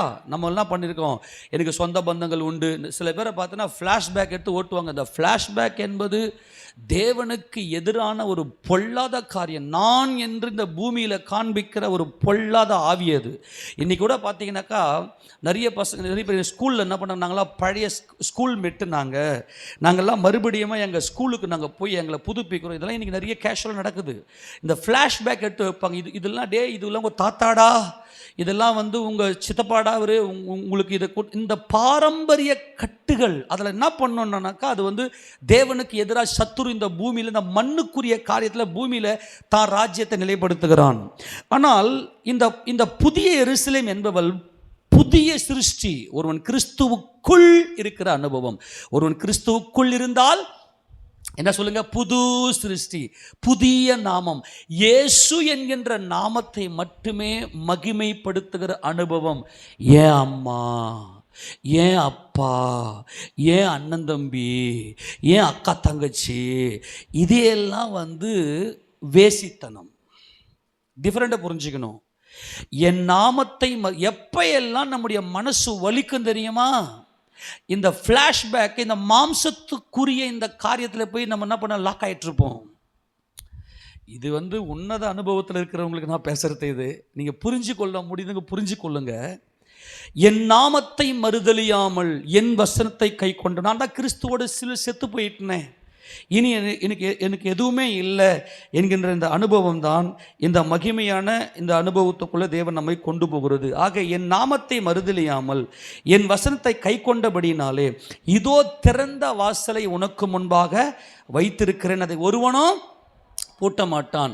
ஆக இந்த புதிய எருசலேம் என்ன பண்ணுது அப்படின்னா, நல்லா கவனிங்க, இந்த இடத்துல கிறிஸ்து இயேசுவை என்ன பண்ணுறாங்கன்னாக்கா, எல்லா சூழ்நிலையிலையும் நான் அல்ல, எனக்கு வரக்கூடிய அவமானம் நிந்தைகள், இந்த இடத்துல அவமானம் நிந்தைகள், இந்த அவமான நிந்தைகள் எவ்வளவு வந்தாலும் இயேசு கிறிஸ்து மறுதலிக்க மாட்டேன் என்கின்ற அனுபவத்துக்குள்ள லூக்கா சுவிசேஷம் 6வது அதிகாரம் திருப்பி கொள்ளுங்க பார்க்கலாம். லூக்கா சுவிசேஷம் 6வது அதிகாரம் அங்கே வாசிங்க பார்க்கலாம், 20 வாசிங்க பார்க்கலாம். அப்பொழுது அவர் தம்முடைய சீஷர்களை நோக்கி பார்த்து, தரித்திரராகிய நீங்கள் பாக்கியவான்கள், தேவனுடைய ராஜ்யம் உங்களுடையது. நல்லா கவனிக்கணும், இந்த புதிய எருசலேம் எந்த ராஜ்யத்தை சுதந்திரித்துக் கொள்ளுகிறது? தேவனுடைய ராஜ்யம். இந்த புதிய எருசலேமுக்கு உள்ள இருக்கக்கூடிய புதிய எருசலேமுடைய சுபாவம் என்ன? இனி நான் அல்ல, கிறிஸ்துவே எல்லாம், புது சிருஷ்டி, கிறிஸ்துவுக்குள், கிறிஸ்துவே எல்லாம். ஆமெனா? என் மணவாளனே எல்லாம், என் புருஷனே எனக்கு எல்லாம். இந்த அனுபவம் தான் புதிய எருசலேமின் அனுபவம். இங்க கர்த்தர் சொல்றாரு, தரித்திரராகிய நீங்கள் பாக்கியவான்கள், தேவனுடைய ராஜ்யம் உங்களுடையது. என்னது தேவனுடைய ராஜ்யம்? இவங்க எந்த ராஜ்யத்தை சுதந்திரிக்கிறாங்க? தேவனுடைய ராஜ்யத்தை சுதந்திரித்துக் கொள்ளுகிறார்கள். அதனால தான் இவங்க என்ன பண்றாங்கன்னா, தேவனால் பரலோகத்தில் இறங்கி வருகிற இந்த புதிய எருசலேம் என்று கர்த்தர் சொல்றாரு. இப்பொழுது பசியா இருக்கிற நீங்கள் பாக்கியவான்கள், திருப்தி அடைவீர்கள். இப்பொழுது அழுகிற நீங்கள் பாக்கியவான்கள், இனி நகைப்பீர்கள். மனுஷகுமாரன் நிமித்தமாக ஜனங்கள் உங்கள், இந்த மனுஷகுமாரன் நிமித்தமாக வந்துருச்சா இல்லையா? இவங்க என்ன செய்வாங்கன்னா, எல்லா நேரத்திலையும் இயேசு கிறிஸ்துவையே மகிமைப்படுத்துவார்கள். தன் புருஷனாகிய இயேசு கிறிஸ்துவையே மகிமைப்படுத்துகிற அனுபவம். என் நாமம் அல்ல, என் நாமம் அல்ல, மனுஷகுமாரன் நிமித்தமாக ஜனங்கள் உங்களை பகைத்து, உங்களை புறம்பாக்கி, உங்களை நிந்தித்து, உங்கள் நாமத்தை, அதுதான் இங்க கான்செப்ட். என்ன நாமம்? உங்கள் நாமம். அப்புறம் சொல்லு, நல்லா சொல்லுங்க, எல்லாரும் ஆமென் சொல்லுங்க பார்க்கலாம். உங்கள் நாமம் சொல்லுங்க. உங்கள் நாமத்தை பொல்லாதது என்று தள்ளிவிடும் போது நீங்கள் பாக்கியவான்களா இருப்பீர்கள். அந்த நாளில் நீங்கள் சந்தோஷப்பட்டு களி கூறுங்கள், பரலோகத்தில் உங்கள் பலன் மிகுதியா இருக்கும். அவருடைய பிதாக்கள் தீர்க்கதரிசிகளுக்கும் அப்படியே செய்தார்களே. எல்லாரும் சொல்லாமா? என் புருஷனே என்னுடைய மகிமை. என்னுடைய சுபாவம் என்ன? கிறிஸ்து இயேசுவே, என் புருஷனாகிய கிறிஸ்து இயேசுவே என்னுடைய சந்தோஷம். அவருடைய நாமமே மகிமைக்குரிய நாமம். எல்லா நேரத்திலும் கிறிஸ்து இயேசுவை மகிமைப்படுத்துகிற ஒரு அனுபவம். எல்லாரும் சொல்லுங்க பார்க்கலாம். எல்லா நேரத்திலும் யாரை மகிமைப்படுத்துகிற அனுபவம்? கிறிஸ்து இயேசுவை மகிமைப்படுத்துகிற அனுபவம். எல்லாரும் சொல்லாமா? இது என்ன எருசலேம்? புதிய எருசலேம். சொல்லுங்க. மூணாவது என்ன எருசலேம்? புதிய எருசலேம். மூணாவது என்ன எருசலேம்? சரி, புதிய எருசலேம் எந்த ராஜ்யத்தை சுதந்திரித்துக் கொள்கிறது? தேவன் ராஜ்யத்தை சுதந்திரித்துக் கொள்கிறது. புதிய எருசலேமுடைய சுபாவம் என்ன? என் புருஷனாகிய, என் மணவாளனாகிய, என் புருஷனாகிய கிறிஸ்து இயேசுவே என்னுடைய சந்தோஷம். அவ்வளவுதான். கிறிஸ்து இயேசுவையே மகிமைப்படுத்துகிற அனுபவம். எல்லா இடத்துலையும் இயேசு ராஜாவை உயர்த்துகிற அனுபவம். எங்கேயோ ஒரு இடத்துல உன் மனசுக்குள்ள ஒரு சஞ்சலம், ஒரு தவிப்பு, ஒரு போராட்டம் உனக்குள்ள இருக்குது, உன் மனசுக்குள்ள ஒரு ஒரு பயங்கர சூழ்ந்து கொள்ளுது அப்படின்னா, நீங்க அந்த நேரத்தில் என்ன பண்ணணும்? எங்கேயோ இயேசு கிறிஸ்துவை மகிமைப்படுத்தாம நான் போயிருப்பேன், எங்கேயோ யாம் பேரை நான் உயர்த்திட்டு இருப்பேன், இந்த மாம்சத்தை நான் உயர்த்திட்டு இருப்பேன். நல்லா ஒரு ஆமென் சொல்லுங்க பார்க்கலாம். எல்லா நாமத்துக்கும் மேலான நாமம் கொண்டவர் என் ஆண்டவராகிய இயேசு கிறிஸ்து. ஆமென் சொல்லாமா?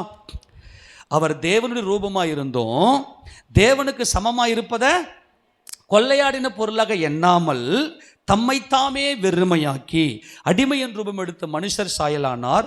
அவர் மனுஷ ரூபமாய் காணப்பட்டு மரண பரியந்தம், அதாவது சிலுவையின் மரண பரியந்தமும் கீழ்ப்படிந்தவராகி தம்மைத்தாமே தாழ்த்தினார். ஆதலால் தேவன் எல்லாவற்றுக்கும் மேலாக அவரை உயர்த்தி பிதாவாகிய தேவனுக்கு மகிமையாக கர்த்தராகிய இயேசு கிறிஸ்துவை கர்த்தர் என்ற நாவுகள் யாவும் அறிக்கை செய்யும்படிக்கு எல்லா நாமத்துக்கும் மேலான நாமத்தை அவருக்கு தந்தருளினார். எல்லா நாமத்துக்கும் மேலான நாமம் யார் நாமம்?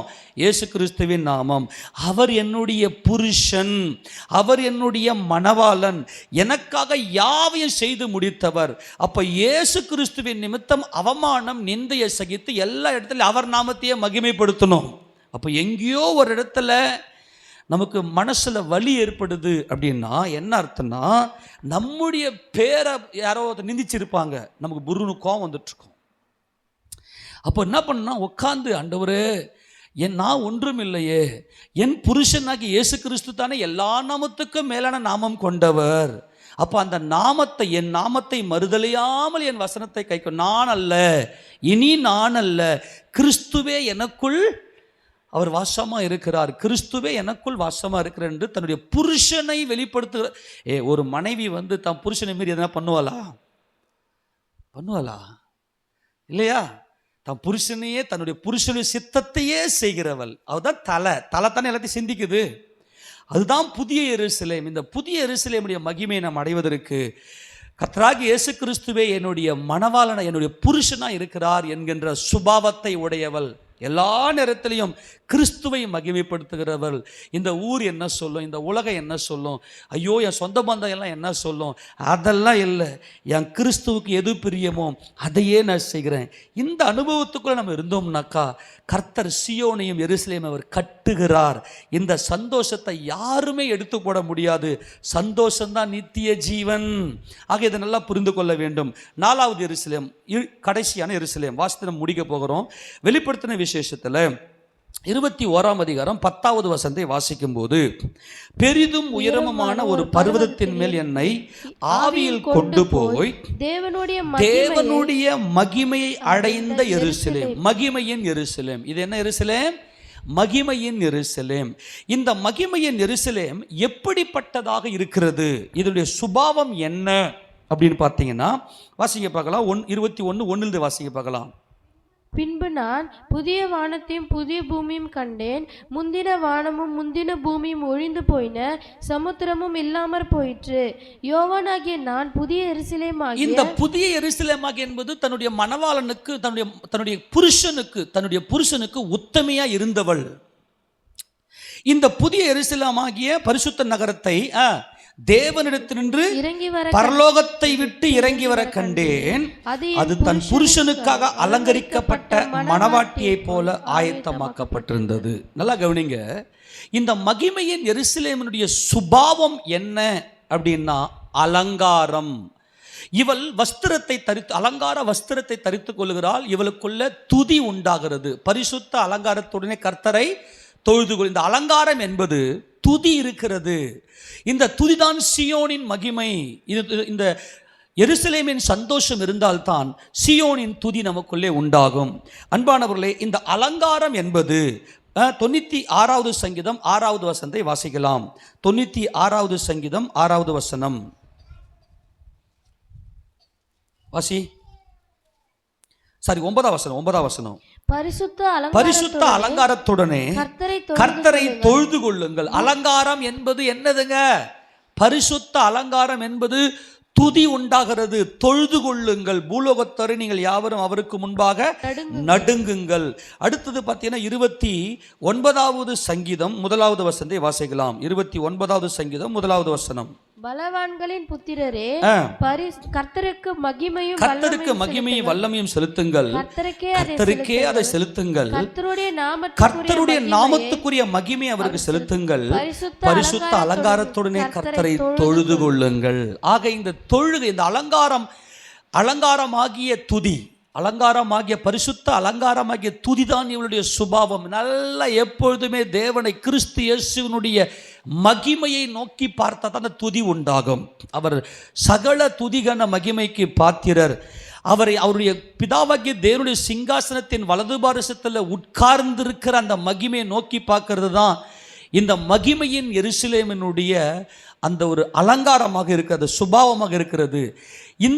இந்த மகிமையின் எருசலேமுக்கு மகிமையின் வஸ்திரத்தை கொடுக்கிறார். நாம் சந்தோஷப்பட்டு களி கூர்ந்து அவருக்கு துதி செலுத்த கடவும். ஆட்டுக்குட்டியானுடைய கல்யாணம் வந்தது, அவருடைய மனைவி தன்னை ஆயத்தம் பண்ணினாள் என்று சொல்ல கேட்டேன். சுத்தமும் பிரகாசமான மெல்லிய வஸ்திரம் தரித்து கொள்ளும்படிக்கு அவளுக்கு அளிக்கப்பட்டது. அந்த மெல்லிய வஸ்திரம் பரிசுத்தவான்களுடைய நீதிகளே. இந்த மகிமையின் எருசலேம் என்பது நல்ல கர்த்தரை துதிக்கிற துதி. அவருடைய மகிமையை நோக்கி பார்க்கணும். சீயோனிலே வாசமாக இருக்கிற கர்த்தருடைய மகிமை, பலவான்களின் புத்திரரே, கர்த்தருக்கு மகிமையும் வல்லமையும் செலுத்துங்கள், கர்த்தருக்கே அதை செலுத்துங்கள், கர்த்தருடைய நாமத்துக்குரிய மகிமையை, அந்த மகிமையை நோக்கி பார்க்கணும். கிறிஸ்து இயேசு பிதாவாகிய தேவனுடைய சிங்காசனத்தை வலது பாசத்தில் உட்கார்ந்திருக்கிற அந்த மகிமையை பார்க்கணும். இந்த மகிமையை எருசலேம், நல்லா கவனிங்க, இது ராஜரீக ஆசாரிய அபிஷேகம். ஆசாரிய ராஜ்யத்தை இவர்கள் சுதந்திரித்துக் கொள்ளுகிறார்கள். இவங்க என்ன சுதந்திரித்துக் கொள்கிறார்கள்? ஆசாரிய ராஜ்யத்தை சுதந்திரித்துக் கொள்கிறார்கள். 28ஆம் அதிகாரம் யாத்திராகம புத்தகத்தில் வேகமாக வாசிக்க, வாசத்தை முடிக்கிறோம், அவ்வளோதான். 28ஆம் அதிகாரம் யாத்திராகம புத்தகத்தில் 2ஆம் வசனத்தை வாசிக்க பார்க்கலாம்.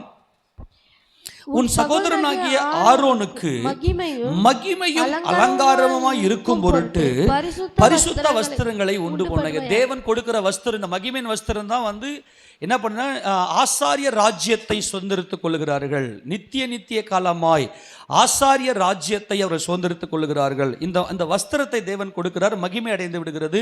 இது மகிமையின் எருசலேம். இந்த மகிமையின் எருசலேமுடைய சுபாவம் என்ன? பரிசுத்த அலங்காரமாகிய துதி, பரிசுத்த அலங்காரமாகிய துதி. இந்த மகிமையின் எருசலேம் எந்த ராஜ்யத்தை சுதந்திரித்துக் கொள்ளுகிறது? ஆசாரிய ராஜ்யத்தை சுதந்திரித்துக் கொள்ளுகிறது. அதுதான் யாத்திராகம புத்தகம் 19ஆம் அதிகாரத்தில் நீங்கள் ஆசாரிய ராஜ்யம் என்று கர்த்தர் அங்கே சொல்லுகிறார். எடுத்து வாசிக்க பார்க்கலாம்.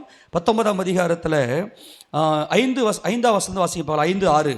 இப்பொழுது நீங்கள் என் வாக்கை உள்ளபடி கேட்டு என் உடன்படிக்கையை கைக்கொள்வீர்களானால் சகல ஜனங்களிலும் நீங்களே எனக்கு சொந்த சம்பத்தாய் இருப்பீர்கள். பூமி எல்லாம் என்னுடையது. நீங்கள் எனக்கு ஆசாரிய ராஜ்யமும் பரிசுத்த ஜாதியும். இந்த அலங்கார, பரிசுத்த அலங்காரம், ஆசாரிய ராஜ்யம் வந்துருச்சா? அவன் சொல்லாமா? அப்போ இவங்க எந்த ராஜ்யத்தை சுதந்திரித்துக் கொள்கிற? மகிமையின் எருசலேம் ஆசாரிய ராஜ்யத்தை சுதந்திரித்துக் கொள்ளுகிறார்கள். இவங்க பூரணமாக்கப்பட்ட புதிய ஏற்பாட்டு மகிமையின் ஒளியில, அந்த மகிமையின் ஒளிக்குள்ளே வந்தவர்கள். இதுதான் 1 பேதுரு 2ஆம் அதிகாரம் 9வது வசனத்தை வாசித்து நம்ம முடிக்க போகிறோம். எல்லாம் சேர்ந்து வாசிக்க பார்க்கலாம். நீங்களோ உங்களை அந்தகாரத்தில் நின்று தம்முடைய ஆச்சரியமான ஒளியினிடத்திற்கு வரவழைத்தருடைய புண்ணியங்களை அறிவிக்கும்படிக்கு தெரிந்து கொள்ளப்பட்ட சந்ததியாயும் ராஜரீகமான ஆசாரிய கூட்டமாயும் பரிசுத்த ஜாதியாயும் அவருக்கு சொந்த ஜனமாயும் இருக்கிறீர்கள். இந்த ஆசாரிய ராஜ்யத்தை இவர்கள் சுதந்திரித்துக் கொண்டு, இந்த ஆசாரிய ராஜ்யம் நித்திய ராஜ்யம். இந்த ஆசாரிய ராஜ்யம் அப்படின்னு சொன்னாவே அதுக்குள்ள நீங்க புரிந்து கொள்ளும்படியாய் என்ன பண்ணிக்கலாம்? நித்திய ராஜ்யம். என்ன ராஜ்யம்? நித்திய ராஜ்யம். ஏன்னா இவங்க என்ன பண்ண, புண்ணியங்களை அறிவிக்கிறார்கள், துதியை சொல்லுகிறார்கள். இவங்க என்ன பண்ண, இந்த ஜனங்களை எனக்கென்று ஏற்படுத்தேன், இவர்களின் துதியை சொல்லி வருகிறார்கள். தேவனுடைய துதியை சொல்லி வருகிற ஜனங்கள். ஆக இந்த 4 எருசலேமினுடைய வாழ்வு நமக்குள்ளே இருக்கிறபடியினாலே நம்முடைய சந்தோஷம் என்றென்றைக்கும் நிலைத்திருக்கும். இந்த சந்தோஷத்தை எடுத்து போட எந்த சத்துருவுக்கும் அதிகாரம் இல்லை. ஆமென் சொல்லாமா? இப்போ நம்ம மறுபடியும் இந்த 4 சொல்லி நம்ம முடிக்க போகிறோம். எல்லாம் ஒரு முறை சொல்லிக்க பார்க்கலாம். முதல் எருசலேம் என்னது? இந்த மேலான எருசலேம் எந்த ராஜ்யத்தை சுதந்திரித்துக் கொள்கிறது? சுயாதீன ராஜ்யம். சுயாதீன ராஜ்யம். இந்த மேலான எருசலேமுடைய சுபாவம் என்ன? மாம்சத்தில் பாடுபடுகிற அனுபவம். Very good. மாம்சத்தில் பாடுகளை சகிக்கிற அனுபவம். எங்கேயோ ஒரு இடத்துல மாம்சத்தில் சகிக்கிற அந்த தன்மை இல்லாமல் நீங்கள் என்ன பண்ணுறீங்கன்னா கோவப்பட்டிருப்பீங்க. அப்போ சந்தோஷம் குலைத்திருக்கும். அப்படியே செக் பண்ணுங்க. இந்த 4 காரியத்தை அப்படியே நீங்கள் செக் பண்ணிட்டீங்கன்னா உங்கள் வாழ்க்கையில் என்றென்றைக்கும் சந்தோஷம் நிலைத்திருக்கும். கர்த்தர் தான் எருசலேமை கட்டுகிறார். அவர் சீயோன் மேலே பிரியம் வைத்திருக்கிறார். அவர் எருசலேமை கட்டுகிறார். உங்கள் சந்தோஷம் என்றென்றைக்கும் நிலைத்திருக்கும். உங்கள் துக்கம் சந்தோஷமாக மாறும். ஓகே, 2வது எருசலேம் என்னது? 2வது எருசலேம் எது? பரம எருசலேம். பரம எருசலேம் எந்த ராஜ்யத்தை சுதந்திரிக்கிறது? அசைவில்லாத ராஜ்யத்தை சுதந்திரிக்கிறது. பரம எருசலேமுடைய சுபாவம் என்ன? தேவ சித்தம் செய்கிற குமாரன் இல்லையா? தேவ சித்தன்னாவே வார்த்தை அடங்கிருச்சு இல்லையா? அப்பாவுடைய சித்தன் அப்பா சொல்றாரு, செய்கிறாரு. தேவ சித்தம் செய்கிற குமாரனினுடைய சுபாவம். வெரி குட், கர்த்தருக்கு ஸ்தோத்திரம். 3வது எருசலேம் என்னது? புதிய எருசலேம். புதிய எருசலேம் எந்த ராஜ்யத்தை சுதந்திரிக்கிறது? தேவனுடைய ராஜ்யத்தை சுதந்திரிக்கிறது. புதிய எருசலேமுடைய சுபாவம் என்ன? என் புருஷனாகிய கிறிஸ்துவை மகிமைப்படுத்துவது. கிறிஸ்து இயேசுவின் நாமத்தை மகிமைப்படுத்துவது. அந்த நாமம் தான் ரொம்ப முக்கியம் இல்லையா? என் புருஷனாகிய கிறிஸ்து இயேசுவின் நாமத்தை மகிமைப்படுத்துவது. அதான் மணவாட்டி. அதான் புதிய எருசலேமினுடைய சுபாவம். சரி, 4வது கடைசியாக என்னது? மகிமையின் எருசலேம். மகிமையின் எருசலேம் எந்த ராஜ்யத்தை சுதந்திரிக்கிறது? ஆசாரி ராஜ்யத்தை சுதந்திரிக்கிறது. மகிமையின் எருசலேமுடைய சுபாவம் என்ன? பரிசுத்த அலங்காரமாகிய துதி. வெரி குட், கர்த்தருக்கு ஸ்தோத்திரம். எல்லாரும் முழங்கால் படியிடலாம். எல்லாரும் முழங்கால் படியிட்டு, பரலோக தகப்பனே, உங்கள் அன்புக்காய் நாங்கள் உம்மை ஸ்தோத்திரிக்கிறோம். ஆண்டவரே, எங்களுடைய சந்தோஷம் ஆண்டவரே.